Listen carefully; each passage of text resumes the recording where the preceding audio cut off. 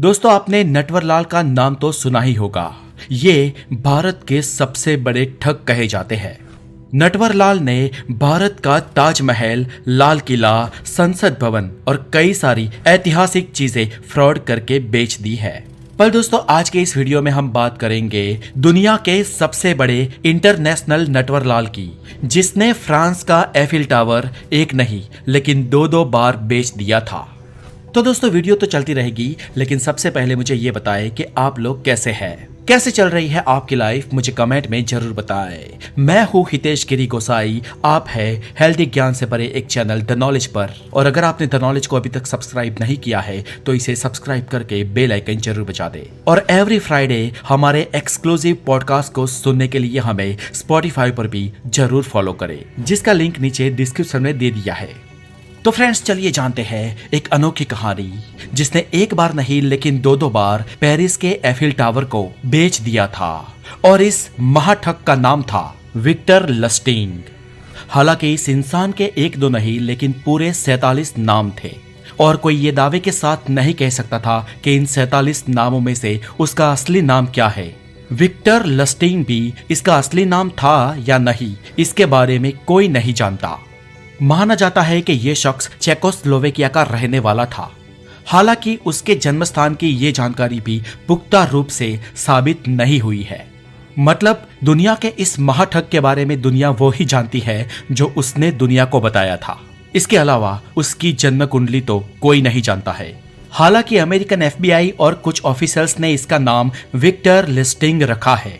दोस्तों, इस इंसान की खास बात ये थी कि ये दुनिया की 5 भाषाएं जानता था, और बचपन से ही इसे लोगों के साथ बातें करना बहुत पसंद था। और बातों बातों में ही वो लोगों के अंदर की भावनाएं और उनकी सोच जान जाता था। ये विक्टर बचपन से ही बड़े पैसे कमाना चाहता था, लेकिन उसका दिमाग गैर कानूनन तरीके से और शॉर्ट टाइम में पैसे कैसे कमाए जाए उस पर ही चलता। एक बार तो उसने एक छोटे से टीन के डब्बे को एक छोटी सी मशीन जैसा बना दिया और एक जहाज की मुसाफरी में चला गया, जहां पर पहले से ही बहुत ही अमीर लोग आते जाते रहते थे। वहां पर जाकर बातों बातों में उसने कई लोगों से दोस्ती कर दी। हालांकि पहले पानी के जहाज का सफर जब एक देश से दूसरे देश तक जाना हो तो 7, 8 या 10 दिन का हो जाता था। इसने वहां पर लोगों के सामने बड़ी बड़ी फेंकना शुरू कर दिया, और अंततः उसने कुछ खास लोगों से कहा कि मेरे पास एक नोट छापने वाली मशीन है, जिसमें आप एक तरफ से $100 का नोट डालोगे और दूसरी तरफ से 2 नोट बाहर आएंगे। हालांकि विक्टर मशीन खोल के दिखाता, लेकिन कहीं पर छुपे नोट नहीं दिखते। लेकिन सच बात यह थी कि इसने बहुत ही चालाकी से कई नोट इसके अंदर छुपाए थे। उसने लोगों को एक एक करके नए डुप्लीकेट नोट्स छपकर बाहर आते हुए भी दिखाए। उसने लोगों को बताया कि ये काम थोड़ा टाइम ले लेता है, बहुत ही फास्ट गति से नहीं, लेकिन डुप्लीकेट नोट छप के बाहर आने में थोड़ा टाइम लगता है। हालांकि उसने सब कुछ प्री प्लान कर लिया होता था। उसे यह भी पता था कि जहाज कहाँ रुकने वाला है और किनारा कब आने वाला है। और जैसे ही किनारा आने वाला होता है, उसने इस नोटों के मशीन की बोली लगानी शुरू कर दी। और ताज्जुब की बात कि उस जमाने में कई लोगों ने इसकी बोली लगाई भी। और ये महज $1 का डिब्बा उसने $15,000 में बेच दिया। दोस्तों, विक्टर के जीवन की लाइफ चेंजिंग घटना तब बनती है जब वो पेरिस में ठहरा हुआ था, और यहीं पर उसने ना सिर्फ अपने जीवन की लेकिन पूरी दुनिया की सबसे बड़ी ठगी को अंजाम दिया था, जब उसने एक बार नहीं पर दो बार मशहूर एफिल टावर को बेच दिया था। हुआ यूं कि वो साल 1925 में अपने देश से फ्रांस गया, और फ्रांस के पेरिस में जब वो रह रहा था, उसी दरमियान फ्रांस के एक न्यूज़पेपर में उसने एक आर्टिकल पढ़ा। न्यूज़पेपर के इस आर्टिकल में लिखा था कि पेरिस के एफिल टावर का सरकारी खर्च हद से बाहर चला गया है। टावर के मेंटेनेंस और उसके राख रखाव में फ्रांस सरकार का बहुत बड़ा धन खर्च हो रहा है। हालांकि फ्रांस के कुछ टैक्स पेयर लोग ये मानते थे कि उनके टैक्स का बड़ा पैसा इस लोहे के एफिल टावर में खर्च किया जा रहा है, और इस बात पर यह पूरा आर्टिकल था। अब न्यूज़पेपर में यह आर्टिकल पढ़ते ही विक्टर के दिमाग में एक घंटी बजी। विक्टर ने इस आर्टिकल के एक सेंटेंस पर ध्यान दिया, जो था कि टावर के मरम्मत के लिए सालों साल धन खर्च करना पड़े, इससे अच्छा तो सरकार इस हजारों टन लोहे को बेच दे। और बस ये एक वाक्य विक्टर के खुराफाती दिमाग में एक डेंजर प्लान बनाने के लिए पर्याप्त था।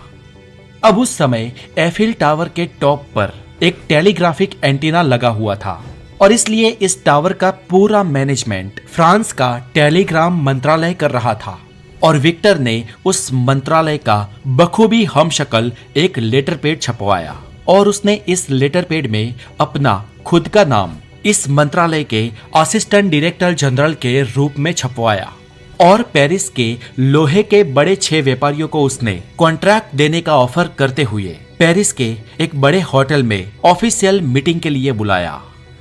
अब देखो दोस्तों, विक्टर नाम का ये बंदा कितना बड़ा रिस्क ले रहा है।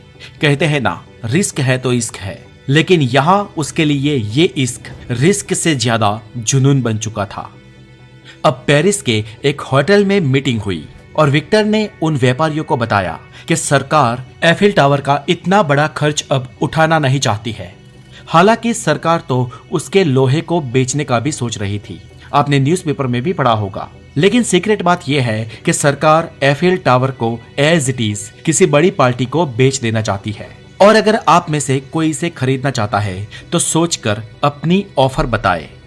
और हाँ दोस्तों, एक खास बात यह है कि यह बात अभी पब्लिक में नहीं गई है। अगर पब्लिक में यह बात गई तो पब्लिक इसका विरोध कर सकती है, लेकिन जब तक हम पब्लिक को इसके होने वाले खर्च के और इसके फ्यूचर के बारे में और पेरिस के प्रॉफिट के बारे में बता ना दे, तब तक इस बात को सीक्रेट रखा जाए। अब दोस्तों, कुछ समय बाद इन व्यापारियों में से एक व्यापारी ने सबसे बड़ी, सबसे तगड़ी ऑफर रखी और उस व्यापारी के साथ विक्टर ने सौदा पक्का किया। इतना ही नहीं, उसी व्यापारी को इसका टेंडर मिले इसके लिए विक्टर ने एक बड़ी रिश्वत भी ली, जो थी $20,000। जी हाँ दोस्तों, बात यहाँ पर खत्म नहीं होती है।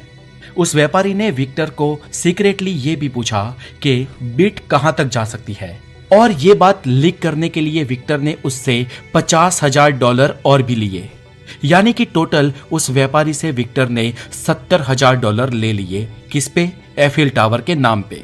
और नोटों की एक बड़ी बैग भरकर वो ऑस्ट्रिया चला गया।